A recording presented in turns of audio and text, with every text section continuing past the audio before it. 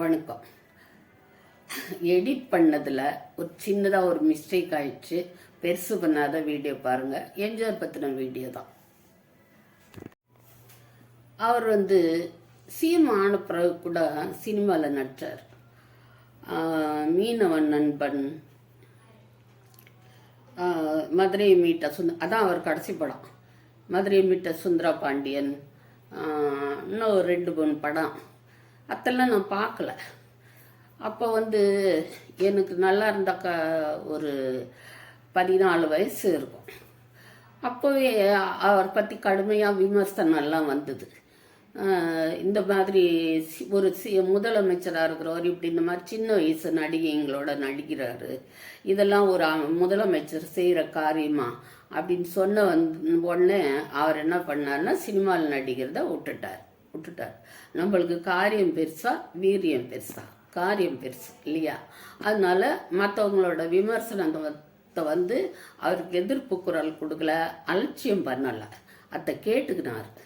அந்த ஒரு குணம்தான் அவரை நம்மளாண்ட இட்டுன்னு வந்தது. வணக்கம், நான் சைதை மீனா பேசுகிறேன். இன்னைக்கு என்னன்னு பார்த்தீங்கன்னாக்கா, எனக்கே சமயத்தில் தோணும், என்னத்துக்கு நம்ம எம்ஜிஆர்னு இருக்கிறோம், சொல்லினே இருக்கிறோம். அவர் நல்ல கலராக இருக்கிறாரு, சிவப்பாக இருக்கிறாரு, அவர் ஒரு சினிமா நடிகன்றதுக்காகவா ஆன்னு சொல்லிட்டு தோணும். முதல்ல நம்மளை நம்ம சீர் தூக்கி பார்க்கணும், எடை போட்டு பார்க்கணும். அப்படி பார்க்குறவனுக்கு தான் மற்றவங்களை குத்த சொல்றதுக்கு அருகதை இருக்குதுன்னு தெரியும். நம்ம முதுகுல 1000 அழுக்க வச்சுட்டு நம்ம மற்றவங்களை சொல்லக்கூடாது அப்படின்னுட்டு.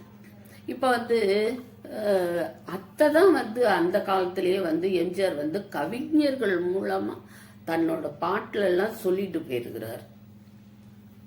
இப்போ நம்ம பசங்களை நம்ம எப்படி வளர்க்குறோம்? ஒரு ஒரு குழந்தை கூப்பிட்டு கேட்குறோன்னு வைங்களேன், நீ என்ன அவ பெருசாயிட்டு? நான் டாக்டர் ஆவேன், நான் எம்ஜிஆர் ஆவேன். ஆகலாம், எம்ஜிஆரை கூட ஆகலாம், தப்பு இல்லை. நான் வக்கீல் ஆகலாம், தன்னை மறந்து கூட எம்ஜிஆர்ன்ற பேர் தான் வாயில வருது. நான் டாக்டர் ஆவேன், வக்கீல் ஆவேன், இன்ஜினியர் ஆவேன்னு சொல்லுது. நம்ம ஒரு குழந்தைக்கு நீ நல்ல மனுஷனாகுன்னு சொல்லி வளர்க்கறதே இல்லை.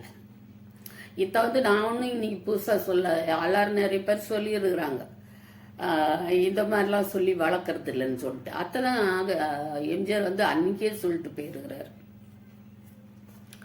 மனிதனாக வாழ்ந்திட வேணும், மனதில் வையடா தம்பி, மனதில் வையடா, வளர்ந்து வரும் உலகத்துக்கே நீ வலது கையடா, நீ வலது கையடா, தனிவுடைமை கொடுமைகள் தீர தொண்டு செய்யடா, தானா எல்லாம் மாறும் என்பது பழைய பொய்யடா, பழைய பொய்யடா அப்படின்னு எம்ஜிஆர் அந்த காலத்திலே சொல்லியிருக்கிறார், கவிஞர்கள் மூலமா சொல்லியிருக்கிறார். அந்த ஒரு எண்ணம் தான் அவரை நம்மளாண்ட இட்டுன்னு சேர்த்தது.